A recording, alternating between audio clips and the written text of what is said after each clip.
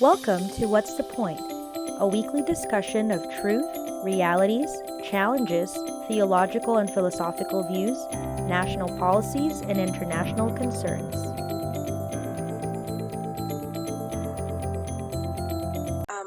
So welcome to What's the Point? Today we're going to be talking about keeping relationships. So I think we can go ahead and go into our first question, which is really, what does the Bible tell us about how we should handle our relationships? And what I mean by that is like to parents, friends, siblings, spouses, significant others, even work relationships. Dad, if you want to start with that question. Yeah. Well, if you look at the Bible, relationships are always related to God and man. Like between husband and wife, the Bible always says, husbands, love your wife as God loves the church. Wives, submit to your husbands as the church submits to Christ. Among bosses, it says, subordinates, obey your boss in the way you obey God. Bosses, treat your subordinates in the way you would God treats them. So I think the common thing in relationships is that uh, God is a part of every relationship, and I think love is the key to that. Whatever kind of relationship there is. Okay. And what do you think about that, Josh? What do you have to say on that? And then for me, that was beautifully worded. Also, just thinking about relationships, I just think that, in the biblical sense, we're meant to die to ourselves. So this aspect of servant relationships, right? No matter where you are, you know what I mean? Like there's an aspect when you obey your parents, there's an aspect of servanthood there. Because some of the stuff that, you're obeying them, it may not, it may be difficult for you to do, but because you want to serve them in that capacity, you do it. You know what I mean? And vice versa with the work, right? As a boss, so may want to serve your employees by being patient to them, and then the employees you want to serve your boss by doing good work and being diligent, right? So it's an aspect of putting God first with the heart of servanthood in it, because that's the true reality. And also for the relationship of husband and wife, right? It's important to consider because to dying to self, I don't know what other, I guess better picture there is than doing that, because, when you have a wife, you're no longer, prioritizing yourself first. You're making sure that their needs are met. So this is aspect of crazy servanthood when it comes to wife and husband. And also I've heard this thing where, in your pursuit, let's just say you have a girlfriend or boyfriend, right? Or a wife or a husband. In your pursuit, you want to pursue God and right here, right? And then as you're pursuing God, you personally, your wife should also pursue God. And the closer you pursue God and the closer you are to pursuing God, the closer you will be to each other, right? Because as God is here, you are both getting closer to each other because of your heart to get closer to God. Wow, yeah, that's definitely a really good kind of explanation on that.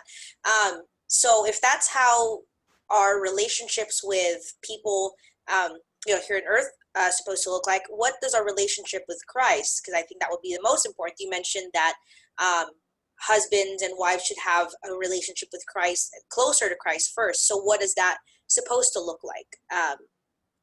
That. Well, there is in fact a very strange verse in the Bible that if you read it wrongly, it can look like fundamentally fanatical, if you like to say it that way, where it says something like you must hate your spouse, your mother, brother, if you have to serve the Lord, something like that. Now, actually, the word there is not hate. The word is that we must love the Lord more than we love our spouses, our brothers, parents, bosses, or any more important person. Meaning our love for God should be more than our love for them. So it's not, it translated in English, it didn't mean hate. It means we should have a higher kind of love or intensity of love for God than we have for our spouses or our children or even our parents or even friends. Yeah. Right. I think that's so good, because the aspect of whoever wants to follow me must hate their brothers and sisters and their family. But the word hate, like in the original context, is to love less, right?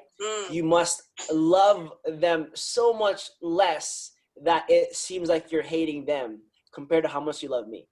Yeah, because I just looked up that verse, for Yeah. comparison. I mean, just so that we know What we're verse talking is about. it? It's actually Luke 14, 26. I'm gonna read it Okay, and go see if, for it. and then you guys can elaborate to make sure this is the one we're talking about. Okay. The title of that part says the cost of being a disciple. And I'm reading in the NIV, and it says, large crowds were traveling with Jesus, and turning to them, he said, if anyone comes to me and does not hate father and mother, wife and children, brothers and sisters, yes, even their own life, such a person cannot be my disciple.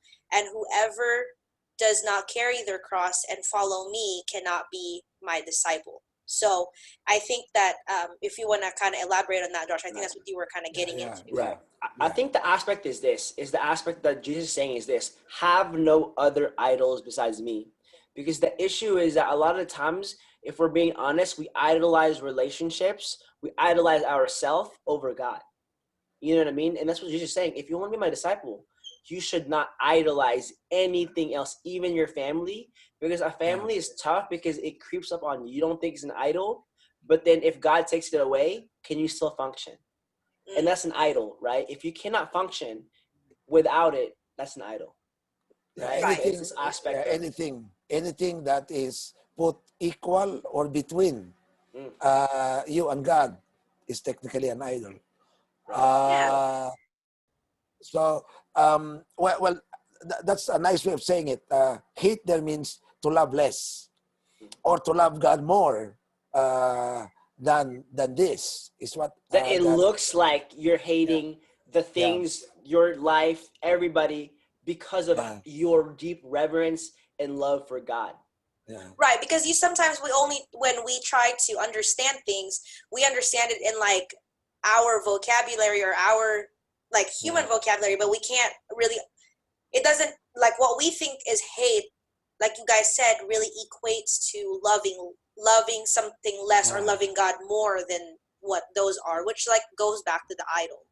Well, I remember the one husband coming home from a very powerful message from the pastor, ended up really carrying his wife, for like after 25 years of relation, never did he carry his wife, and the wife was a bit overweight, but he really carried it. And so the wife said, oh, what's the matter, darling? When I heard the pastor say, if you want to follow me, carry your cross. Hey, or carry your burdens. Carry your burdens. So he's carrying her. Carry your People cross. watching, that's how you can get slapped in the face pretty quickly. That's an example of that is an example of what not to do. For sure. But then you go this. But then you go, if you want to regain it, but honey, my burden is light. Hey, my burden is light. Right? My burden is light. So who was it that I think it's also in relationship where when somebody like throws a stone on you, you throw a bread in return. Yes, something like that. So you don't.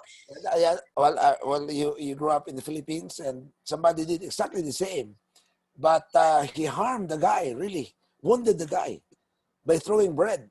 The guy tried to throw a stone on him, and like missed it, and he threw bread. You got hit. Yeah, but the bread was in the container. Hey, that counts, right? It didn't say what. You didn't say that it had to be bread by itself. Or you can put stones inside the bread. You can put stones in bread and you hollow out the bread. Hey, that's technically still in context. So. Oh, that's so funny. Good. That's good. So then, I guess, so we were talking about, we shouldn't make anything an idol. So does that kind of go, because this other question I had was, why do some of our earthly relationships become a hindrance in our Christian walk? Well, easily it becomes a hindrance if especially if your spouse, husband, wife, do not share your faith. That's one big problem always. Like only like the wife or the husband attends church, and the other one does not. So it becomes really a big issue. No wonder why the Bible really says, do not be equally yoked with unbelievers. And that's one of the reasons why God commanded that, because it will really be an issue, uh, especially in prioritizing events or activities. What if your spouse or husband, wife would like to go to the beach instead of going to the church on a Sunday? Then becomes an issue. Mm. And also So, unity as well with that. yeah. And in raising up children, Mhm. uh, big issue when husband and wife do not have the same values. The children get confused. Right. Yeah. Also, because, and if you think about it, if a wife is super into it, right, but then they see their father not into it at all, it's like, how come Yeah, he's not into it? It must not be real, or it must be like yeah, only like a suggestion. Oh. yes, So yeah, yeah. The child gets confused that, oh, well, maybe this is really like, yeah, a choice, an option, and not really like mandatory or anything like that. right. Yeah. Um, And does that only I obviously it matters a lot more, especially in families, because as kids are growing, they definitely realize that, and they notice that. They notice when one person doesn't go to church or doesn't study the Bible or things like that, and the other, like their other parent does. Um, does this issue of like hindrance with your Christian walk only apply to like families? Does it apply to maybe other, like your friends or your parents or um, other things like yeah, and even in the work, there will be a problem sometimes. Like I sometimes have this problem because when someone does not share your faith in your work, the manner you solve a problem is very different. Because when you have a Christian boss, the Christian boss might say, well, we have a serious problem, let us pray and ask God for help. But if you have a boss who does not believe in God, he'll say, why pray? Why involve God into this? That's God is good. not part of this company. Right. Also, with that Uh, right, with a company as well, think about this aspect of like people want to cut corners, right? But if you're a yeah, Christian, you just it's not, you can't yeah. So, feel yeah, yeah, convicted. that's good. That's a good point too. Like in the yeah, corporate world. yeah. So very, that's the reason why a lot of Christians leave, even if the compensation is very, very good, is because their conscience and their moral values couldn't take it anymore. Mm. Wow. Um, so it's difficult, especially when it borders into something criminal. Mm.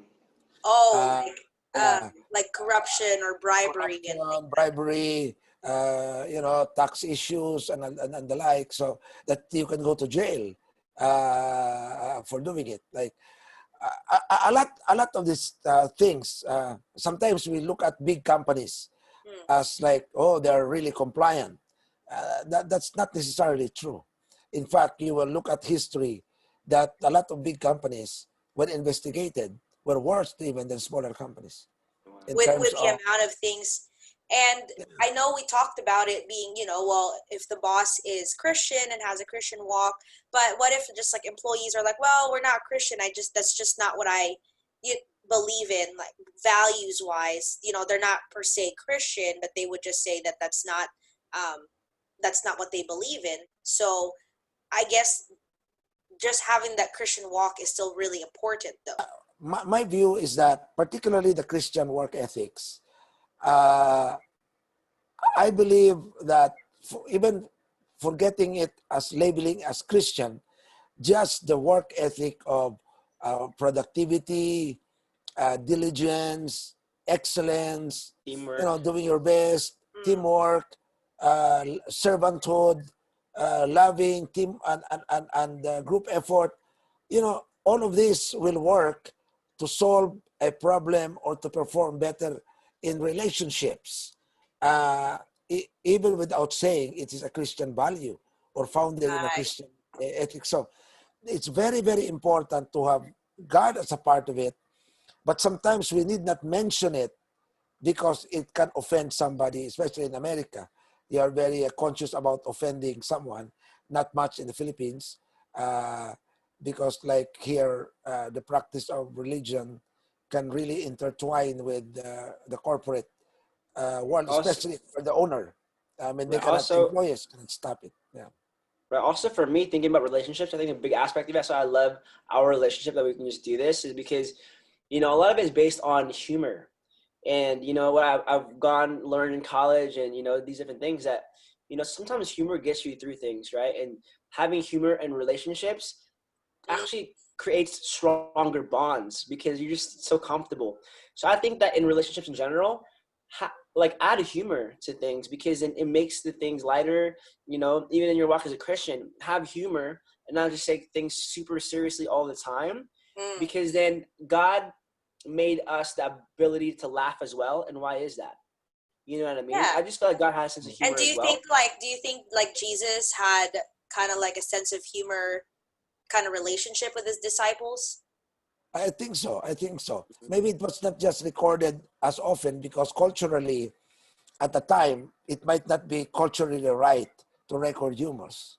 It was a society that was really very sort of strict. But even the way that Jesus uh, chose more common people than professionals was in itself humorous.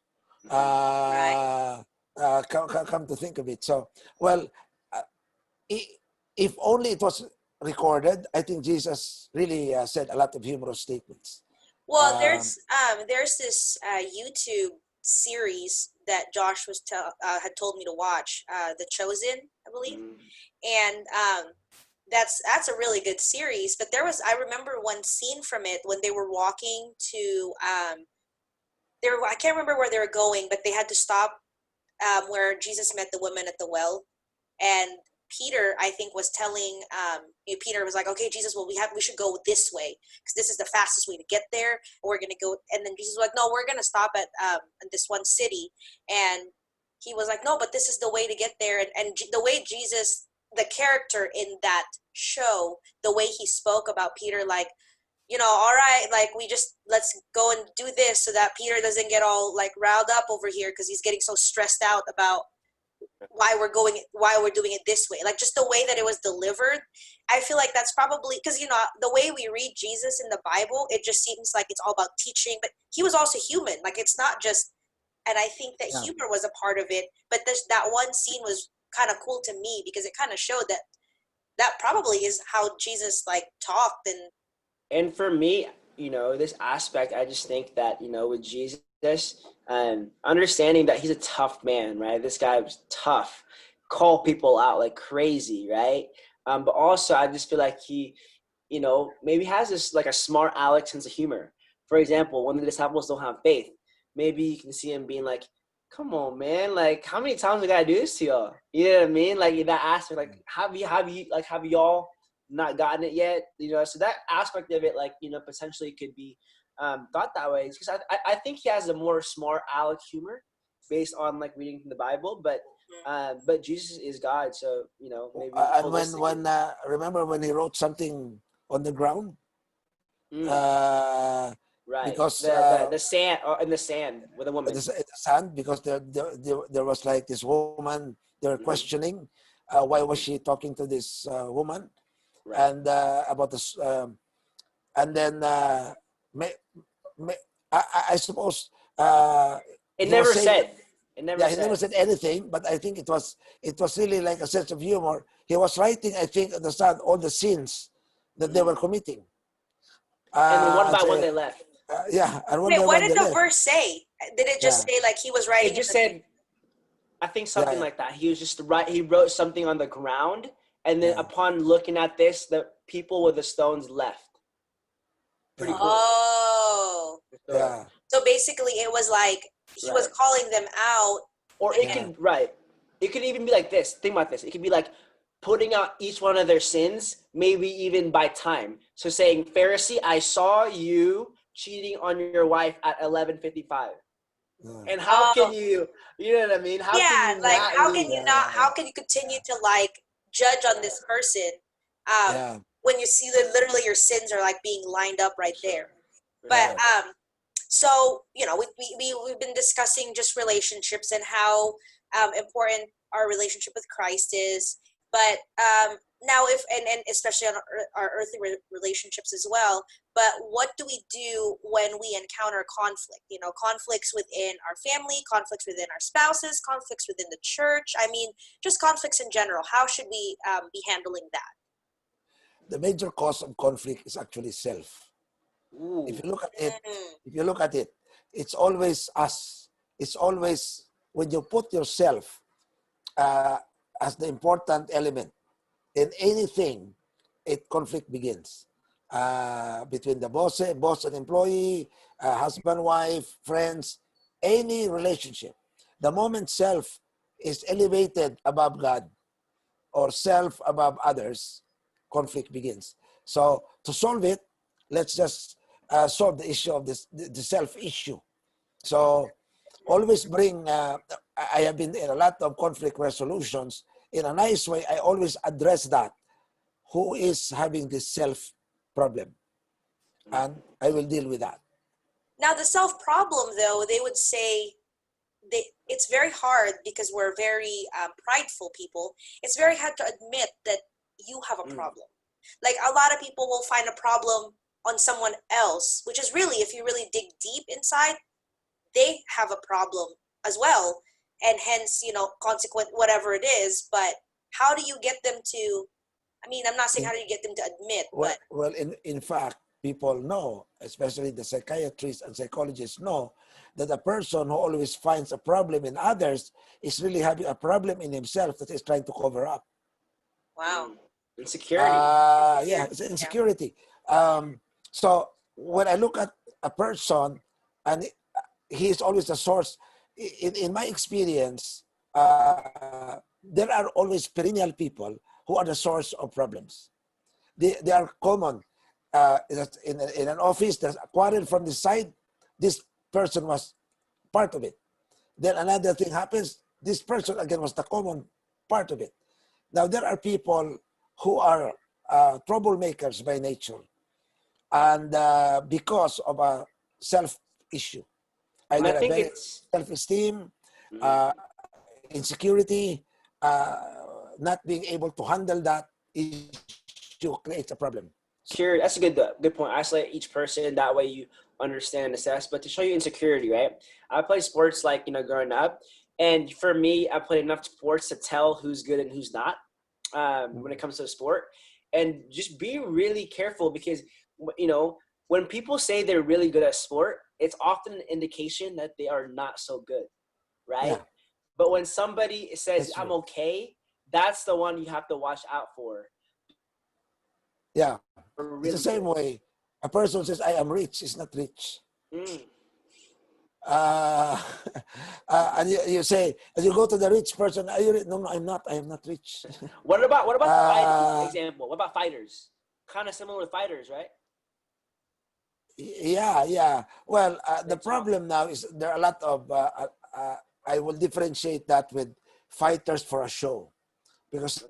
sometimes there are now shows that's really more like they do it because they have some following. So Right. it's now really like choreographed. But Right. to me, a real fighter is Fighter. one who's just silent, who's just composed. Because the one that talks too Uh, much is so, probably not gonna be yeah, any good. Well, there's a lot of people that just are all talk. Like, oh, you want to take it outside? Oh, and it's like, but if someone really did take it outside yeah, with him, they'll find like, you know, yeah. like they'll find a reason to be like, oh, well, you know, I don't want to mess up my The shirt tonight or the something. scary Yeah. one is the one that doesn't talk, Yeah. right? Because Yes. that's when you know he has some experience. Like for example, military. They won't talk about it. Those are the ones that probably killed too many people. Well, They won't. military will never say I will kill you. Mm, Uh, uh, because Ninong Mailed, Josh, was the mm, founder of the Cordillera People's Liberation Army, mm. because it's of course a political issue. Might have maybe killed, I don't know how many hundreds of people. Mm. But I've never heard him say, "I will kill you." And he always says, "Don't." He always tells me, "Don't be afraid with someone who will tell you, 'I'm going to shoot you, I'm going to kill you.' Mm. They are not going to kill you." Mm. Because somebody who's going to kill will never say he will. Wow. Right. So And that goes along with another aspect of suicide, right? Be really careful for people who are going through suicide, because people who oftentimes don't verbalize it as But much, they they're show the it in ones that other are prone. ways. Yeah. Mhm. There's a lot of, and that's why it's very, very important too, because there's other ways that they show that they need help without saying that they need help. I know some people, I've read about it, some people cover it up with like humor or being overly, not overly, but like very helpful to someone else that's struggling, Oh, wow. because Wow. they know what it feels like to struggle. And so they want to make sure someone, so basically they're expending all their energy helping someone else, but then they're draining themselves, maybe in the hope that if I help someone else, someone will help me back. But sometimes people are selfish and they just take and take and take. And that's why I think it's very important to have those relationships with friends and just people around you that really help you, that are positive. Because if you are already kind of have those tendencies or think about those things and you try to help, you're emptying yourself, but not in the hope that someone would help you out. So I think that's that's what I was just reminded of a principle that Jesus taught. He washed his disciples' feet. So I think that's a model that we should look at. Like servanthood. You mentioned about that, Josh, earlier. In any relationship, if your heart has a servant heart, whether it's a husband, a father, a boss, an employee, a friend, you become a catalyst for a good relationship when you have a servant's heart. And also, when you have a servant's heart, right, does it actually please you, or do you do it out of obligation? Because you should not do it out of obligation, but you should have a servant's heart out of adoration. Yeah, because actually a person with a servant's heart finds it pleasurable to serve. That's yes. good. Yeah, in That's other it. words, it is his joy to serve. That's It's never like a duty. It's a delight. So it's a delight, like I am very delighted to cook for you when I'm in America. It's never a duty. Like I'll give you an I'm very example. delighted to eat the stuff that you cook. Like one of the times I was like, dude, Dad already cooked, and then he's washing the dishes. So I was like, dude, like, why do you like do that, right? But he's like, I actually like take pleasure, like I delight in washing dishes. I delight in serving, right? And then he's like, maybe you should do the same. So I think what he's trying to say is that I don't want to clean the dishes anymore. Maybe So you should should delight clean in the this. dishes. You should find a way to delight in washing dishes. But I want to share with you a story. When I was a freshman at Baylor, I had the privilege to interview Ken Starr, Judge Ken Starr, who is a huge figure. I think, net worth of over $100 million, had a big thing in the Clinton case. Huge deal, right? Ken Starr is huge. But I got to face-to-face, 15-minute, like one-on-one interview with Ken Starr as a freshman at Baylor. And, I kind of went off script because it was supposed to be like a leadership kind of interview. But I wanted to ask him, like, this question of, like, what is, like, I guess, the main thing that you can tell a person that's the most important? And I thought he was going to say something like, leadership, this and that. But he was like, Josh, and pretty quickly, too. He's like, Josh, for you to become, like, the best that you can be, you have to become an artful listener. And that surprised me because I was like, what? Like an artful listener? Out of everything you can think of, you're going to say be an artful listener? But it reminds me of the verse that kind of Jesus was saying, like, be slow to speak, right? What was that verse, Dad? About slow to speak. yeah, I can't remember what it is, but it must be somewhere in Proverbs, I think. Right. Or Proverbs 14:29. What is it? Slow to speak. Is it the one slow to get angry?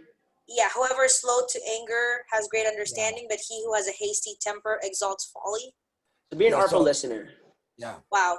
That's, I mean, That's a really good, like, out of everything that he had to say. Out that of everything, right? This guy's polished. This guy's obviously tested through time, not only in the political but President, also in the money sense. And he was a President president of of Baylor. Baylor. Yeah, President President of Baylor, Baylor. right? Yeah, Yeah. An artful listener. Yeah. That's crazy. That's great. Talked about conflicts, how to resolve them, but when do we know when it is time to love from afar when it comes to our relationships? What I mean by that is when it's time to maybe cut ties or distance ourselves from certain people, friends or even family members, things like that.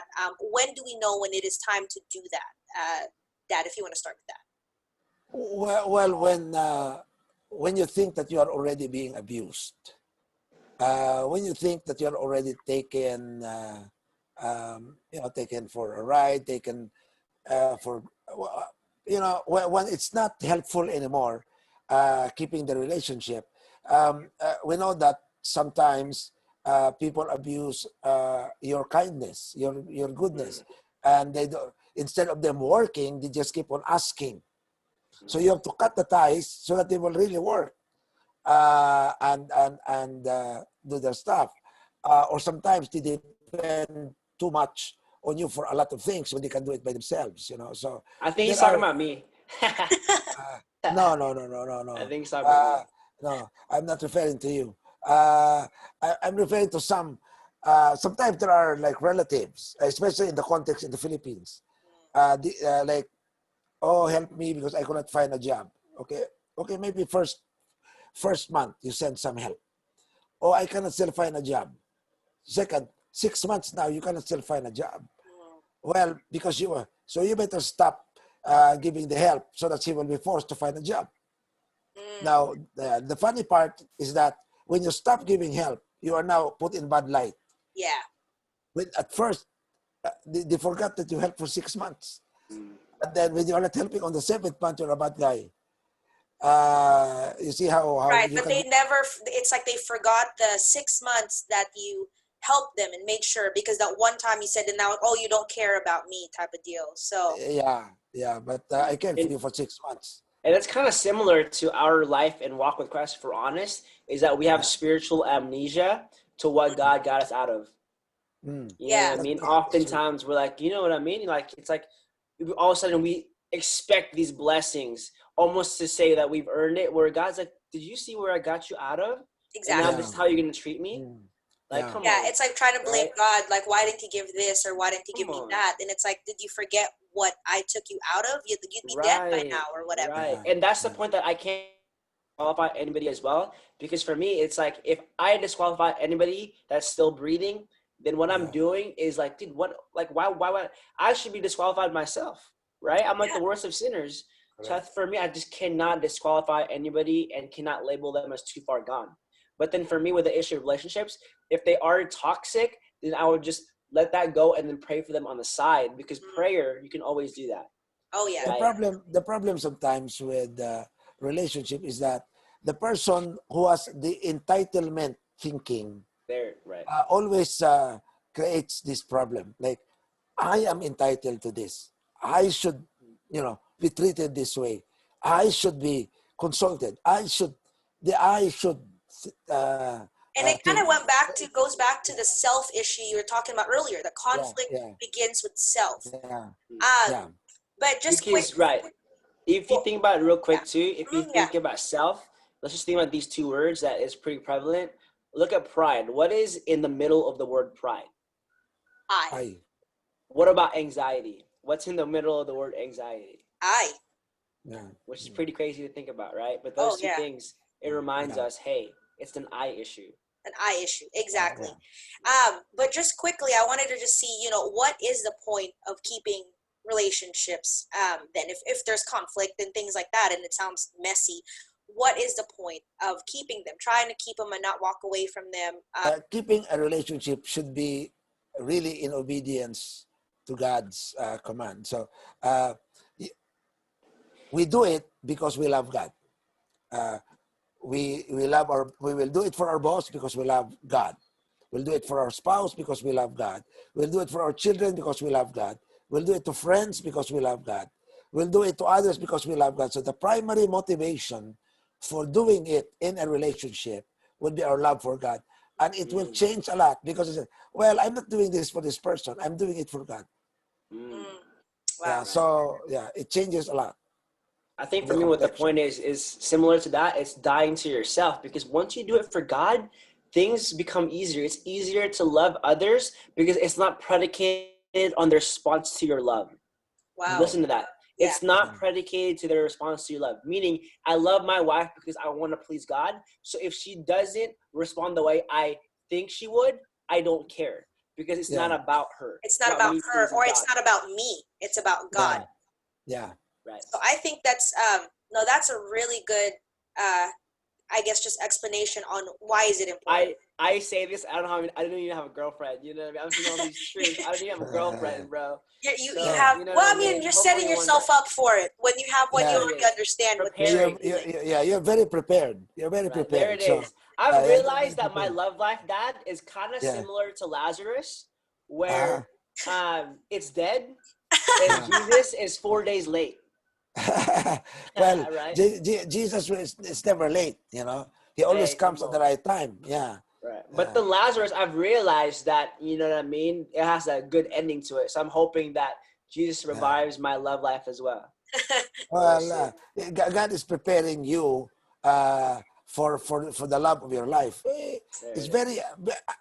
She's just around there.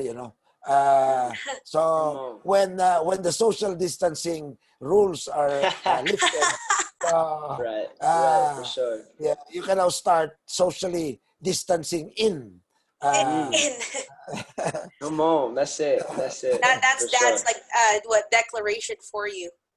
There it is. I'll receive that, though. But By faith, I'll receive that. no, I think this was a really good conversation on just discussing relationships, how important it is, what it should look like, and how we should go about with our relationships on earth, always focused on God. So I think we can go ahead and I can close this in prayer. Dear Lord, thank you so much for this time together that we can discuss just relationships and how important our relationship with you should always come first and ahead of everything else. Help us to uh, love ourselves less and love you more and love everybody else the way that you want us to love them. I I pray for all our relationships, and I pray that you give us fruitful relationships. Continue to be with us always, and help us just walk with you in everything that we do. In Jesus' name we pray. Amen. Amen. Mm.